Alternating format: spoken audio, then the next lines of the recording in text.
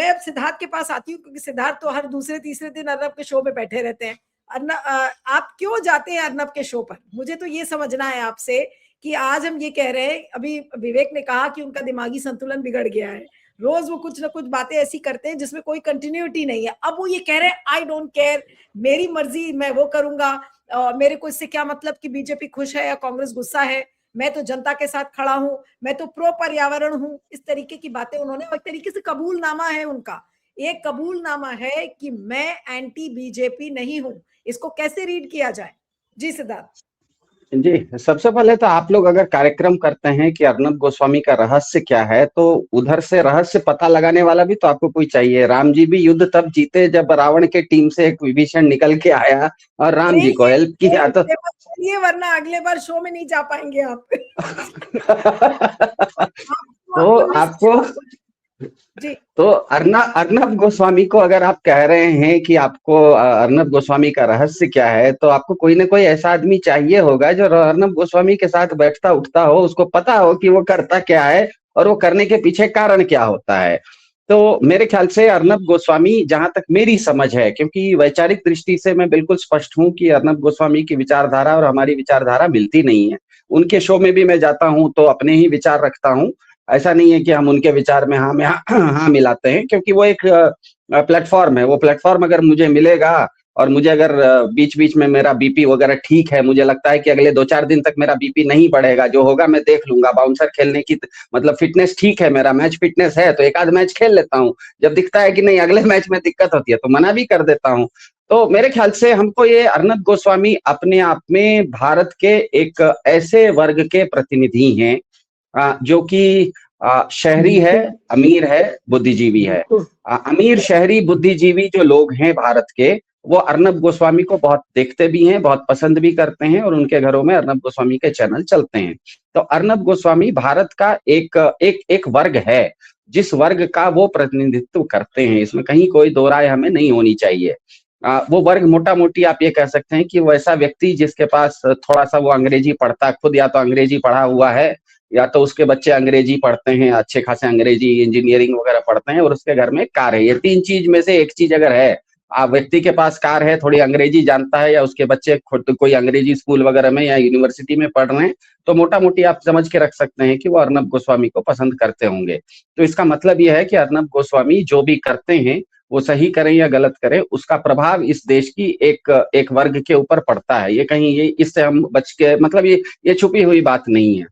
दूसरी बात यह है कि हमको कोई भी चीज समझने के लिए एक ही घर में एक समय हम अगर अपनी घर में चाय बना रहे होते हैं, तो चाय में हम चाय बना रहे होते हैं तो चाय पत्ती भी डालते हैं और दूध भी डालते हैं, लेकिन चाय पत्ती का जो नाप है वो ग्राम में होता है और दूध का जो नाप है वो लीटर में होता है। एक ही चीज है लेकिन दोनों को अलग अलग अपना नाप होता है। तो मेरे ख्याल से अर्नब गोस्वामी को अगर हमें नापना है, तो आज जो आप वो स्टेटमेंट दिखा रहे थे अर्नब गोस्वामी का, जिसमें उन्होंने दो बातें कही। उन्होंने एक तो ये कहा कि मैं कॉरपोरेट का पक्षधर हूँ, दूसरा उन्होंने कहा कि मैं नेशनलिज्म को मानता हूँ। मतलब इसका मतलब वो कैपिटलिस्ट हैं, अपने आप को वो खुद घोषित कर रहे हैं कि वो कैपिटलिस्ट भी हैं और नेशनलिस्ट भी हैं। तो आप अर्नब गोस्वामी को समझने के लिए अर्नब गोस्वामी अपने आप को क्या समझते हैं, उस दृष्टिकोण से हमको जाना पड़ेगा। हम अर्नब गोस्वामी को क्या समझते हैं वो अपनी जगह पर, अर्नब गोस्वामी खुद को क्या समझते हैं, हो सकता है गलत समझ रहे हो, सही या गलत की चर्चा नहीं है, लेकिन हमें समीक्षा करनी पड़ेगी। तो 1 मिनट के लिए आप अर्नब गोस्वामी के अंग्रेजी में जिसे कहते हैं कि wear the other shoe and try to understand, आपको उसके स्थान पे बैठ के समझना पड़ेगा। एक सिद्धांत सब लोग जानता है, बहुत सिंपल सा सिद्धांत है कि क्रियाहीन विचार हमेशा निष्प्रभावी होता है और विचारहीन क्रिया हमेशा घातक होती है। आप बहुत कुछ सोचिए, लेकिन आप अगर कुछ कीजिए नहीं तो उसका कोई असर नहीं पड़ेगा। लेकिन आप बिना सोचे समझे अगर करना शुरू कर दीजिएगा तो उसका नतीजा कई बार घातक भी हो सकता है, बिना सोचे हुए समझे हुए किया हुआ काम। तो अर्नब हमें पता है बहुत क्रिया करते हैं, मतलब एक एक आदमी अगर रोज हफ्ते में 6 दिन तक 3-3 घंटे तक वो शाम में 7 बजे 8 बजे बैठते हैं और 11 बजे तक अगर लगातार एक के बाद एक शो कर रहे हैं, इसका मतलब बहुत हाइपर एक्टिव है, इसमें कहीं कोई दो राय नहीं है। अब वो हाइपर एक्टिव किस लिए हैं, बहुत लोग अलग अलग उसका कारण बताते हैं, वो कारण कुछ भी हो, हाइपर एक्टिव है ये सही है। तो अर्नब बहुत क्रिया करते हैं, पर विचार करके ये सब क्रिया करते हो ये जरूरी नहीं है। इतना क्रिया करने के लिए आपको पीछे विचार करने का शायद फुर्सत नहीं रहता है। इसीलिए उनके अनेक क्रियाओं से बहुत लोगों की हानि भी हुई है। जिस तरह से अभी देश पांडे सर ने कहा कि सुशांत सिंह राजपूत केस में एक बेचारी एक लड़की थी, उसकी बहुत हानि हुई और समाज की हानि हुई है, काफी बार हानि हुई है। दूसरी तरफ बीजेपी को उससे बहुत लाभ भी हुआ है, ये भी उतना ही सच है। तो अर्नब गोस्वामी के काम से समाज में हानि भी हुई है, बीजेपी को लाभ भी हुआ है, ये भी सच है। लेकिन मुझे जहां तक मेरी अपनी समझ है, अर्नब गोस्वामी अपने आप को इतना बड़ा मानते हैं। वो एक तरह से, आप अगर अर्नब गोस्वामी का सबसे निकटतम कोई जेरोक्स कॉपी अगर देखना है आपको, तो आप ट्रंप साहब में देख सकते हैं। ट्रंप साहब भी यही दो चीज बोलते हैं। एक चीज तो ये बोलते हैं कि हमें खूब सारा सामान चाहिए, दुनिया भर का तेल भी हमको चाहिए, दुनिया भर का हमको सेमीकंडक्टर भी हमको चाहिए, भारत का क्या कहते हैं एग्रीकल्चर भी हमको चाहिए, दुनिया भर में जितने संसाधन हैं सब हमको चाहिए। और दूसरा, ट्रंप साहब कहते हैं कि अमेरिका दुनिया का सबसे बड़ा नेशन है, make America great again. Arnab Goswami का जो आज का स्टेटमेंट आप दिखा रहे हैं, उसमें भी वो यही कहते हैं कि मेरे लिए व्यूअर सर्वोच्च है। मतलब उनके लिए जो टीआरपी उनकी है, वो टीआरपी उनको ड्राइव करती है। ये सिर्फ बिल्कुल स्पष्ट बात हो जाती है कि उनके लिए कौन सत्ता में है, कौन सत्ता में नहीं है, कौन पार्टी है नहीं है, वो अपने जगह पर है। वो अपने आप को इतना बड़ा मानते हैं, वो खुद को इतना बड़ा मानते हैं ट्रंप की तरह, कि उनका मानना है कि उनका जो ड्राइव करता है वो टीआरपी ड्राइव करता है। तो टीआरपी का मतलब है जो ऑडियंस उसको देखता है। तो एक तो वो कह रहे हैं, तो ऑडियंस अगर जब देखता है, तो ऑडियंस के साथ बात ये होती है, दर्शक के साथ बात ये होती है कि दर्शक जरूरी नहीं कि हर समय एक ही ढंग के एक ही दिशा में रहे। आप लोग हम लोगों को आपके यूट्यूब चैनलों पर बुला लेते हैं, हम लोग कभी कभी आ जाते हैं, लेकिन कभी कभी हम जब आपके यूट्यूब चैनल को कार्यक्रम देखते हैं, उसके बाद उस यूट्यूब चैनल पे लोगों का कमेंट रहता है, तो किसी दिन हमारे बारे में पॉजिटिव कमेंट भी रहता है, किसी दिन नेगेटिव कमेंट भी रहता है। वो दर्शक की अपनी पसंद है ना। आप दर्शक की पसंद को तो मना नहीं कर सकते, क्योंकि मैंने आज एक विचार रखा, हो सकता है 10 दर्शकों को पसंद आए, हो सकता है कल आप पब्लिक इंडिया के किसी कार्यक्रम में बुलाइए, मैंने एक विचार रखा, 10 दर्शकों को पसंद नहीं आए तो स्पष्ट लिख देते हैं। तो अर्नब गोस्वामी उस चीज को बहुत क्लोजली मॉनिटर करते हैं कि दर्शकों की पसंद कहाँ जा रही है। अगर दर्शकों की पसंद किसी चीज के विरोध में जा रही है, तो वो खुद मान रहे हैं कि मैं दर्शक जहां जाता है वहां जाना चाहता हूं। इंडिगो के केस में हमें पता है, ये सारा का सारा ये जो बीच में हम लोग ये कहने लगे कि अर्नब गोस्वामी बीजेपी के विरुद्ध चले गए, उनको एक मिनट के लिए वो बीजेपी के विरुद्ध जा रहे हैं, या उनको बीजेपी के पाले से निकाल दीजिए। उनको एक मिनट के लिए क्या कहते हैं, चाय की पत्ती की तरह ग्राम में नापना बंद कीजिए, उनको दूध की तरह नापिए लीटर में। तो एक मिनट के लिए अगर आप उनको नापने का तरीका बदल देंगे कि वो बीजेपी के समर्थक हैं या नहीं है, आप उनको दूसरे तरीके से नापिए कि क्या वो व्यूअर को देख के अपने आप को बदलते हैं, तो आपको दिखेगा कि वो व्यूअर को देख के अपने आप को बदलते हैं।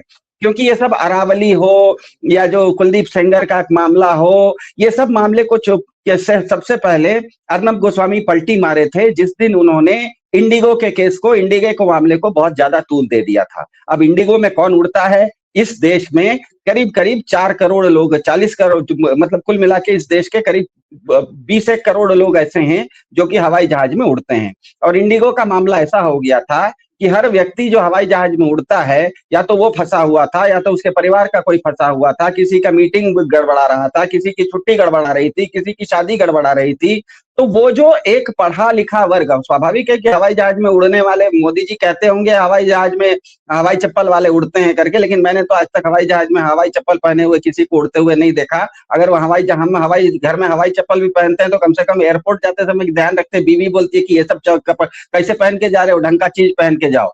तो ये बोलने अलग बात है। तो जो आज हवाई जहाज में वही उड़ता है जो कि कम से कम थोड़ा बहुत उच्च मध्यम वर्ग का इस देश का हो। तो तुरंत जैसे ही वो इंडिगो का मामला हुआ और उच्च मध्यम वर्ग फंस गया, तो उसका गुस्सा बाहर आ रहा था, लेकिन वो गुस्सा किसी प्लेटफॉर्म पर, किसी मीडिया चैनल पर वो दिखाया नहीं जा रहा था। अर्नब गोस्वामी ने देखा कि उनका जो ये वर्ग है, उनका जो दर्शक वर्ग है, वो गुस्से में है, इसीलिए उन्होंने उसको एक प्लेटफॉर्म दिया। और जैसे ही प्लेटफॉर्म दिया, उन्होंने देखा टीआरपी बढ़ने लग गया। जैसे ही उन्होंने टीआरपी बढ़ने लग गया, उनको लगा अच्छा, इसका मतलब सरकार की नीतियां जहां पर भी अगर गलत हैं, बीजेपी की नीतियां कहीं अगर गलत हैं, उससे लोग अगर गुस्से में हैं, उसको मैं दिखाता हूं तो मेरा टीआरपी बढ़ता है। तो तुरंत उन्होंने कुछ ऐसी ऐसी ऐसी चीजों को उन्होंने टीआरपी के चलते लेना शुरू किया, जिसके चलते आपको हम लोगों को लगने लगा कि वो भाजपा के विरोध में जा रहे हैं। मेरे ख्याल से वो भाजपा के न तो विरोध, वो अपने आप को इतना बड़ा मानते हैं। जैसे आप कहेंगे ट्रंप कुछ करते हैं तो जो आप बीजेपी का इकोसिस्टम बोलता है कि ट्रंप साहब भी कुछ करते हैं ना, दुनिया में कुछ भी होता है तो मोदी जी से पूछ के होता है।